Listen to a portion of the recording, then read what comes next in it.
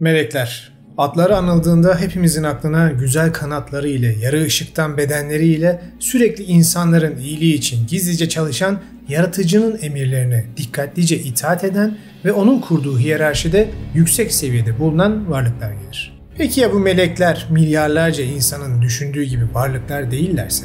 Ya tarihin derinliklerinde melekler insanlara yardım etmek ya da yaratıcının emirlerini yerine getirmek için değil de tam tersi insanları kontrol etmek ve hatta sonunda da yaratıcı ile savaşmak için bu dünyaya geldilerse?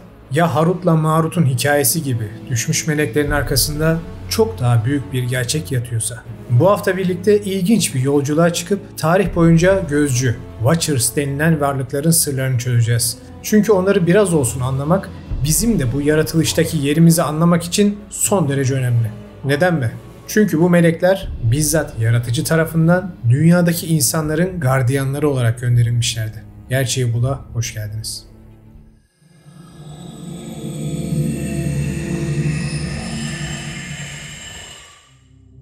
Tevrat'ın ortaya çıkışı ve Enok kitabının da Hristiyanlık öncesi devirlerde yayılması ile birlikte İbrahimi dinlere inanan ilk insanların karşılarına kadim geçmişe ait bir tanım çıkar. Gözcüler. Nuh'un dedesi Enok peygamber tarafından tufan öncesi çağlarda kaleme alındığı söylenen Enok kitabında büyük felaket öncesi dünyaya ait çok ilginç bilgiler yer almaktadır. Ve bu bilgiler günümüzde hem Tevrat'ta hem de Kur'an'da bile izlerini bırakmıştır. Peygamber Enok bize yaratılışın erken dönemlerinde olan olayları şöyle anlatır. İnsanlar dünyada varlıklarını bir şekilde sürdürmekteyken gözcüler denilen bir grup göksel varlık onları izlemekle görevlendirilir. Fakat zamanla insanların çoğalması ile ve onların güzelliği karşısında bu gözcülerin etkilenmesiyle olanlar olur. Ve oldu ki insanlar çoğalmaya başladıklarında onların kızları doğdu. Tanrı'nın oğulları, gözcüler, insan kızlarını gördüler ve onları beğendiler. Ve her biri bir eş seçti ve onlarla birleşip çocuk sahibi oldular. Kitap bize o zamanlar gözcülerin başında olan bir melekten, Samyaza'dan bahseder. Ve onun önderliğinde 200 gözcü meleğin yaratıcının emrinin dışına çıkıp bir felaketi insanlığın üzerine nasıl salacaklarının girişini yapar. Ve Semyaza, onların lideri, onlara dedi, bunu yapmamanızdan korkarım. Çünkü öyle bir durumda yalnızca ben bu büyük günahı üstleneceğim. Ve hepsi ona cevap vererek dediler, hepimiz yemin edelim ve birbirimize bağlayıcı yeminlerle bağlanalım ki bu niyeti terk etmeyelim ve bu eylemi yapalım. Sonra hepsi bir araya geldiler ve birbirlerine bağlayıcı yeminlerle bağlandılar. Ve onların sayısı 200'dü. Bunlar Yaret'in günlerinde Hermon Dağı'nın zirvesine indiler. Ve Hermon Dağı'na indiklerinden dolayı buraya Yeminler Dağı adı verildi. Meleklerin bu yemin için indikleri Hermon Dağı günümüzde İsrail, Lübnan ve Suriye'nin sınırlarının kesişme noktasında yer alan 2800 metrelik bir dağ. Meleklerin insan kadınlarına göz koymaları ve ilk günahlarını işleyerek Tanrı'nın emrine karşı gelecekleri yer burası olmuştur. Ve dağ her daim bu günahtan dolayı kötü olarak anılmıştır. Hatta çağlar boyunca bu olayın yaşandığı rivayet edilen dağın spesifik bölgelerinde çeşitli tapınaklar da inşa edilmiştir. Yerel halkın efsanelerinde de dağın üstünde bulunan şeytan tahtı denilen kaya bu meleklerin tahtları diye anlatılır. Ve cennet kapısı denilen mağarada bu meleklerin dünyaya gelip gitmek için kullandıkları bir geçit diye anlatılır. Günümüzde dağın çoğu bölümüne gitmek mümkün değil. Çünkü dağda Birleşmiş Milletler Golan Gözlem Gücü üssü bulunmaktadır. Gözcü meleklerin indiği söylenen dağda bulunan Birleşmiş Milletler Gözlem Gücü.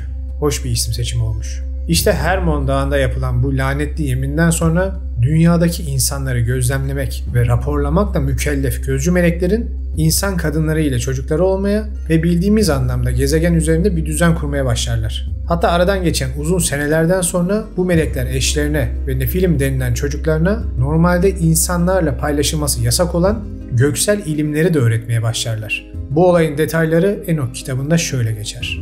Azazel insanlara kılıçlar, bıçaklar, kalkanlar, göğüs zırhları ve savaş sanatını öğretti. Kadınlara bilezikler, süs eşyaları ve güzellik malzemelerini öğretti. Kadınların güzelliklerini arttırmayı ve makyaj yapmayı öğretti. Ve büyük bir haksızlık yapıldı ve insanlar günah işlediler ve tüm yolları bozuldu. Şemiyaza büyüleri ve köklerin kesilmesini öğretti. Armaros büyücülükleri öğretti. Barakel yıldırımların sanatını öğretti. Kokabel yıldızları ve gök cisimlerini öğretti. Ezekiel bulutları ve mevsimleri öğretti. Arakiel dünyanın işaretlerini öğretti. Şamsiyel güneşin işaretlerini öğretti.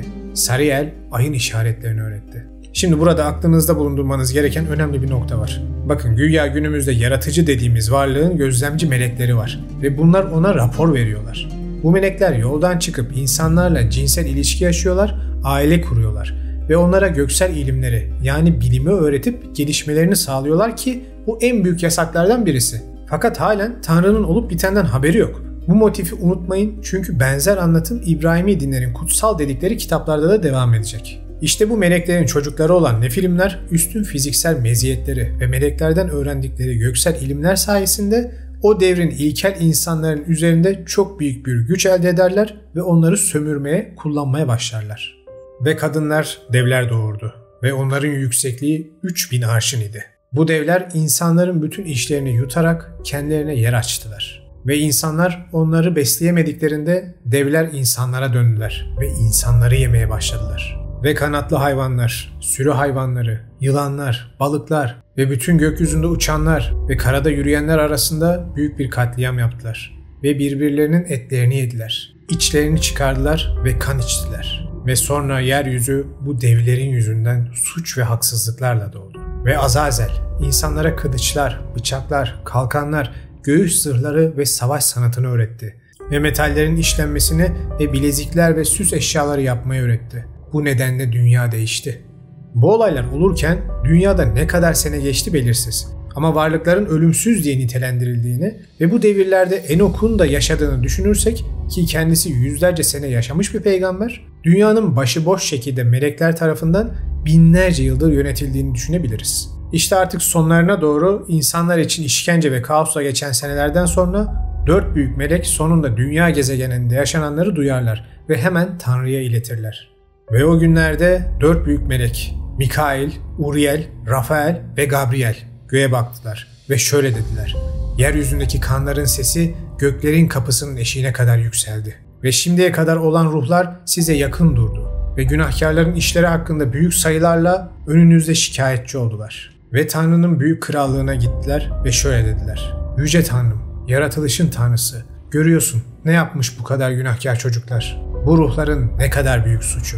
Ve göklerin kapısından yeryüzüne kadar her günah işini işlediler ve ellerini kana buladılar. Ve Tanrı göklerde arşında, tahtında oturan büyük kral, günahkarları ve ruhların şikayetlerini işitti ve yeryüzüne baktı. Ve yeryüzünde olan her şeyin yozlaştığını ve tüm bedenlerin yeryüzünde yozlaştığını gördü. Ve Tanrı insanlara öfkelendi ve yeryüzünden onları yok etme kararı verdi. İşte bu olaylar sonrası Enok sık sık Allah'ın yanına yolculuk ederek dünyadaki melekler ve onlarla birlikte yaşayan insanlar ile Tanrı arasında arabuluculuk yapmaya çalışır. Hatta Allah katına önce dünyadan göğe bir araçla çıkarılıp ateşten bir kapıdan geçip oraya anında vardığını anlatır. Nitekim Allah Enok'a herhangi bir anlaşma yapılmayacağını söyler ve tüm dünyanın yok edileceğini anlatır. Ve Rab dedi: Gözcülere ve onların işbirlikçilerine karşı bir mahkumiyet getirdik. Gözcülerin çocuklarına karşı bir tufan getirin ve onları büyük sularda boğun ve onları birbirine karşı kışkırtın ve yeryüzünde savaşmaları için onları birbirine düşman edin. Ve hepsi öldürülecek ve onların ayaklarının altından dünya temizlenecek. Bu dünyada kötülük ve haksızlık kalmayacak. Ve gözcülerin çocukları ile onların işbirlikçileri öldürüldüğünde ruhları mahkum edilecek ve sonsuza kadar zincirlenecek. Bu karar üzerine Uriel, Enok'un torunu Nuh'a giderek yaklaşan tufanın bilgisini verir ve sakınmasını tembihler. Rab Uriel'e dedi: Lamek'in oğluna git ve söyle, onun adıyla kendini saklayasın. Çünkü tüm yeryüzüne tufan getiriyorum ve yeryüzündeki her şeyi yok edeceğim. Ve insanların çocuklarına öğretmiş olan melekler yargılanacak ve zincire bağlanacaklar. Ve onlar yargılanacak ve onların nesilleriyle birlikte büyük derinliklere atılacaklar ve yargı gününe kadar orada kalacaklar. İşte gözcüler bu uzun süren savaş ve sonunda gelen nihai tufan yıkımından sonra artık farklı bir isim ile anılmaya başlarlar: Düşmüş melekler. Savaş sonrası Tanrı, Şemiyaza ve diğer gözcüleri yargı gününe kadar cehenneme zincirler. Fakat özellikle Azazel'e karşı insanlara yasak ilimleri öğrettiği için çok sinirlidir ve onu cezaların en büyüğü olarak gördüğü çölün ortasında özel bir çukura zincirler. Ve yargı gününe kadar cezasını çekmesi için orada onu canlı bir şekilde mahkum tutar. Özellikle bu son cümle size bir şey hatırlatmış olmalı. Azazel'in gizli ilimleri insanlara öğretmesi ve bunun sonucu olarak çölde zincirlenmesi. Evet, Harut ve Marut'un meşhur hikayesi. İşte şimdi yolculuğumuz bizi Enok kitabının sayfalarından koparıp İbrahimi dinlerin kitaplarının sırlarını araştırmaya götürecek. Ve bir kez daha bütün hepsinin nasıl tek bir büyük resmin parçaları olduğunu anlayacaksınız. İbrahimi dinlerin konuyu anlatımı özellikle hoşuma gidiyor. Çünkü o devirlerde yaşamış Enok'un anlatımından daha farklı ve bize tufan sonrası insanların tufan öncesi bu varlıkları nasıl ilahlaştırdıklarını çok güzel bir şekilde gösteriyor. Mesela bunun en güzel örneği Tekvin bölümünde karşımıza çıkar. Ve oldu ki insanlar yeryüzünde çoğalmaya başladıklarında ve onların kızları doğduğunda Tanrı'nın oğulları Bene Elohim insanların kızlarını gördüler ve onları kendilerine eş olarak seçtiler. O günlerde ve sonrasında Tanrı'nın oğulları insanların kızlarına girdiklerinde ve onların çocukları olduğunda yeryüzünde devler, Nefilim vardı. Bunlar eski zamanların kahramanları ve ünlü adamlarıydı. Şimdi bu dikkatinizi çektiyse Enok kitabındaki anlatımın temel olarak aynısı. Ama şu farklara dikkat edin. Enok kitabında spesifik olarak gözcü melekler derken burada o varlıklara Bene Elohim denmiş. Elohim Rab Tanrı demek. Bene Elohim ise onun çoğulu, yani Tanrı'dan gelen Tanrı soyu demek. Bu göksel melekleri, ki melek biliyorsunuz Malik, kral soy anlamına gelir, Tanrı oğulları olarak karşımıza çıkarıyor. Dakika 1, hak yaratıcıya veda ettik bile. Nefilimler ise meleklerin ve insanların çocukları, teknolojiye hakimler ve gelişmişler. Tevrat ise onları eskinin kahramanları olarak bize sunuyor. Tabi burada 3-5 Nefilim'den bahsetmiyorum. Dedim ya, kim bilir kaç bin sene insanlık böyle yaşadı. Büyük ihtimal geçmişin efsanevi kralları ve Gılgamış gibi kahramanları bu Nefilimlerdi. Tevrat'ta Enok kitabındaki gibi yaşanan olaylar Enok'un arabuluculuk için arşa gitmesi filan anlatılmaz. Daha özet bir şekilde ele alınır ve şöyle anlatılır. Ve Rab yeryüzünde insanın kötülüğünün büyük olduğunu ve yüreklerinin, düşüncelerinin her gün yalnızca kötü olduğunu gördü. Ve Rab insanı yeryüzünde yarattığına pişman oldu ve yüreğinde acı duydu. Ve Rab dedi, yarattığım insanları, hayvanları, sürünenleri ve göklerin kuşlarını yeryüzünden sileceğim. Çünkü onları yarattığıma pişman oldum. Akabinde Rab Tanrı Nuh'a bir gemi yapmasını ve ailesini gemiye bindirerek tufandan korunmasını emreder. Ve dünya tufanın getirdiği yıkım ile tüm günahlarından arındırılır. Böylece hem düşmüş melekler, hem onlarla yaşamış insanlar, hem de Nefilimler ortadan kaldırılır. Yoksa bazıları hayatta kalmayı başardı mı? Nefilimlerin kendine has videosu haftaya gerçeği buldu. Şimdi dikkat ederseniz Enok kitabında anlatım çok detaylı. Tevrat'ta ise daha genel hatlarıyla alınmış. Kur'an'a geldiğimizde ise geçmişin bu karanlık tarafından çok az detay verilerek bahsedilir. Nuh'un kavmi peygamberleri yalanladı. Kardeşleri Nuh onlara şöyle demişti. Allah'a karşı gelmekten sakınmaz mısınız? Ben sizin için güvenilir bir peygamberim. Artık Allah'tan korkup bana itaat edin. Buna karşılık sizden hiçbir ücret istemiyorum. Benim ecrimi verecek olan ancak alemlerin Rabbidir. Artık Allah'tan korkup bana itaat edin. Nuh'un uyarıları dikkate alınmayınca Allah tufan ile kavmini helak eder ve Nuh'a gemi yapmasını emreder. Nihayet emrimiz gelip de tandır feveran ettiği zaman Nuh'a dedik ki her cinsten birer çifti ve aleyhlerinde hüküm verilmiş olanlar dışında kalan aile fertlerini ve iman edenleri gemiye yükle. Zaten onunla birlikte pek azı iman etmişti. Nuh dedi ki bininiz ona. Onun yüzüp gitmesi de durması da Allah'ın adıyladır. Şüphesiz Rabbim gafurdur, rahimdir.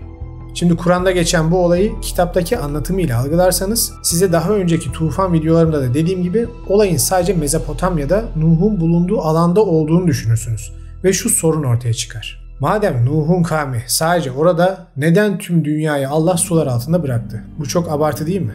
İşte bu hatasının önüne Tevrat, Enok kitabı ve diğer dini metinleri birleştirerek geçiyoruz. Çünkü o tarz metinler hep tüm dünyanın yozlaştığından bize bahsediyorlar. Yani ortada global ölçekte bir medeniyet ve onun yozlaşması var. Bu da tüm dünya mitlerinde karşımıza çıkan yerel tanrısal yöneticilerin yozlaşması ve tufanın bu yüzden gelmesi olayını çok güzel özetliyor. Yani anlaşılan o ki gözcü melekler ve onların oğulları gezegendeki tüm insanlığı hem onlarla çalışarak hem de onları yöneterek küresel çapta idare etmişler. İşte bu sebepten tufan tüm dünyanın temizlenmesi için gönderilmiş. Unutmayın bu olayın global çapta olduğunu bilimsel kanıtlarını da ilk videoda size sunmuştum. İşte bu yüzden sadece Kur'an'ı okumak yeterli değil. Tüm kitapları ve metinleri okumanız lazım ki deminki gibi anlatım hatalarına düşmeyin.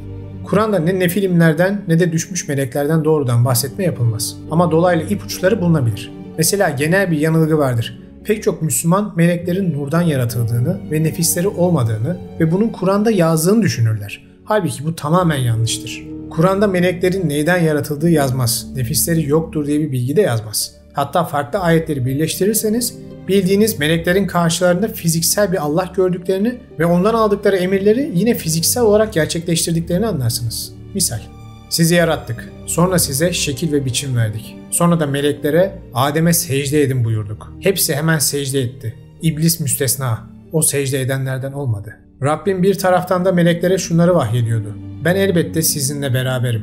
Siz de müminlerin sarsılmamalarını sağlayın. Ben kafirlerin yüreğine korku salacağım. Siz de onların boyunlarının üzerine vurun. Onların yay ve kılıç tutan bütün parmak uçlarını doğrayın. Oysa biz melekleri ancak gerçek bir sebep ve hikmetle indiririz. Melekler indiğinde ise artık onlara hiç mühlet verilmez. Hemen helak edilirler. Şimdi bu ve bunlar gibi yüzlerce ayet bize Enok kitabı ve Tevrat'taki yaratıcı sorunsalını gösteriyor. Allah neden sürekli işlerini halletmek için melek gönderiyor? Hatta milletin sırtına vura vura canlarını alsın filize sunuyor. Ayrıca ayetlerde meleklerin sürekli Allah'a olan itaatlerinden ve ondan korkmalarından da bahsedilir durur. Göklerde ve yerde bulunan her canlı ve melekler büyüklük taslamadan Allah'a secde ederler. Onlar üstlerindekilerden korkarak emroldukları şeyi yaparlar. Arşı taşıyanlar ve onun çevresindekiler Rablerini hamd ile tesbih ederler. Ona inanırlar ve müminler için bağışlanma dilerler. Arşın bildiğimiz anlamda kral tahtı olduğunu unutmayın demiştim. Kur'an'da konumuzla alakalı en belirgin bilgi ise Bakara suresinde karşımıza çıkar ve bize Harut ve Marut denilen iki meleğin hikayesini anlatır. Ve onlar Babil'deki iki melek, Harut ve Marut vasıtasıyla ortaya konulan yüce bilgiyi kötüye kullanarak halka öğretiyorlardı. Halbuki o iki melek biz ancak imtihan aracıyız. Sakın bizim Allah'tan getirdiğimiz vahiy bilgilerini sihir ve büyü yaparak hakkı örtbas eden kafirlerden olmayınız demedikçe hiçbir kimseye bir şey öğretmezlerdi. Normalde Kur'an'da Harut ve Marut'un cezalandırılması yazmaz. Ama İslam kültüründe bu iki meleğin Babil kentinde bu yasaklı ilmi yaymalarından ötürü Allah tarafından çöldeki bir deliğe kıyamete kadar hapsedildikleri anlatılır. Harut'la Marut'un hikayesindeki detay ise bu meleklerin göksel bilgileri insanlara öğretmesi ve insanların o bilgileri kötü şeyler yapmak için kullanmaları. Bu da bize önceki hikayede Tanrı'nın Azazeli insanlara bilgiyi verdiği için sert şekilde cezalandırması olayını çağrıştırıyor. Kur'an bize insanlıktan önceki devleri anlatırken doğrudan gözcü melekler ya da nefilimlerden de bahsetmez. Ama farklı ve gelişmiş bir ırk olan cinlerden, genelde kötü işler yapan bir grup olarak da şeytanlardan ve onların lideri konumundaki iblisten bahseder. Hatta kimi İslam araştırmacıları Tevrat ve Enok kitabında da geçen bu tufan öncesi gelişmiş ırkları genel olarak cinler olarak tanımlama yoluna gitmişlerdir.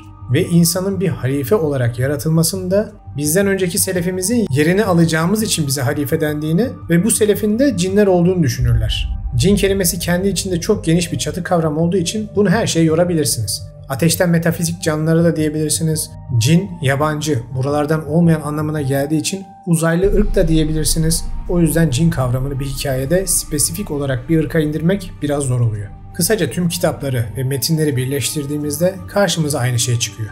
Tufan videolarında da gördüğünüz Allah, Rab, Tanrı, artık adı neyse, insanlara karşı sinirlenir ve bütün dünyayı sular altında bırakarak bir nevi reset atar. Kur'an dışındaki kaynaklar bu olayın göksel hiyerarşideki büyük bir sorundan kaynaklandığını ve bizi gözetlemekle görevli melek denilen varlıkların bizlerle çiftleşip yaşamaya başlayıp insanlığa verilmesi yasak olan bilgileri paylaştıklarını, bu yüzden Tanrı'nın, Allah'ın, Rabbin sinirlenip onlara savaş açtığını ve tufan ile hepimizi harcadığını anlatırlar. Kur'an'da ise bu olaylar hakkında derin detaylar verilmese de diğer kitapları ve metinleri destekler nitelikte meleklerin hiyerarşik bir göksel düzenin parçası oldukları ve Allah'ın emrinde çeşitli kıyım ve yıkımlar için askerler gibi hareket ettiklerini bize gösteren ayetler var. Kur'an'da Enok kitabı ve Tevrat gibi Allah'ın göklerde bir yerde arşından, yani bildiğimiz anlamda tahtından bu sistemi yönettiği bir kez daha karşımıza çıkıyor. Enok kitabında meleklerin net bir şekilde Allah'a çeşitli raporlar sunarak onu bilgilendirdiğini görürüz. Bu raporlar olmaksızın o kitaplardaki Tanrı'nın olaylardan haberi yoktur. Bunun da neden olduğu tartışılır. Son derece yoruma açık bir konu. Fikirlerinizi lütfen yorumlarda yazın. Gözcüler konusunu özellikle sadece İbrahimi dinler çerçevesinde ele aldım. Çünkü işi mitoloji ve tarihle birleştirirsek zaten size daha önce melekler ve uzaylılar, tanrılar ve uzaylılar, Babil Kulesi Savaşı ve Anunnakiler videomda bahsettiğim şeyleri tekrar edecektim. İşin kapsamını daha derinleştirmek isterseniz o videoları da izlemenizi tavsiye ederim. Linkleri açıklama kısmında. Videoyu izlediğiniz için hepinize teşekkür ederim. Önümüzdeki hafta bu gözcülerin çocukları olduğu söylenen nefilimleri ve devleri ele alarak kadim geçmişte yaptığımız yolculuğa devam edeceğiz. Takipte kalmayı, videoları çevrenizle paylaşıp beğenmeyi lütfen unutmayın. Bir sonraki hafta görüşene kadar kendinize iyi bakın.